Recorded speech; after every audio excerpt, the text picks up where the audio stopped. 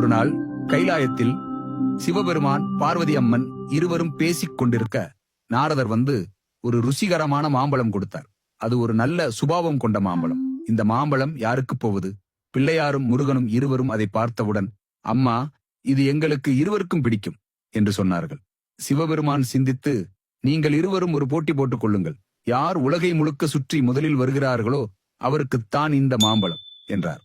முருகன் புறப்பட்டார். முருகன் சின்ன வயதிலிருந்தும் ஆற்றல் மிக்கவன். மயில் மேல் ஏறி உலகத்தையே சுற்றி வந்து விடலாம் என்று நினைத்து உடனே புறப்பட்டார். மயில் வாகனத்தில் பயணமாக ஆரம்பித்தார்.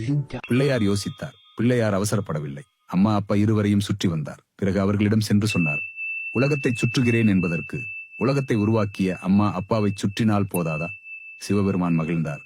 பிள்ளையாரே, நீதான் ஞானத்தால் நிறைந்தவன், மாம்பழம் உனக்கு உரியது என்று கூறி பழத்தை அவர் அளித்தார்.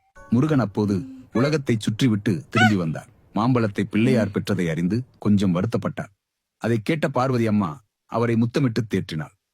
நீ என் சின்ன தம்பி, ஞானம் வேண்டும் என்பதற்காக இந்த முயற்சி நல்லது என்று கூறி அவரை அணைத்துக் கொண்டாள். பாடம் என்ன?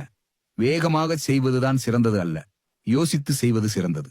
ஆற்றல் இருந்தாலும் அறிவும் அனுபவமும் முக்கியம். வெற்றி பெற அறிவும் சாமர்த்தியமும் வேண்டும்.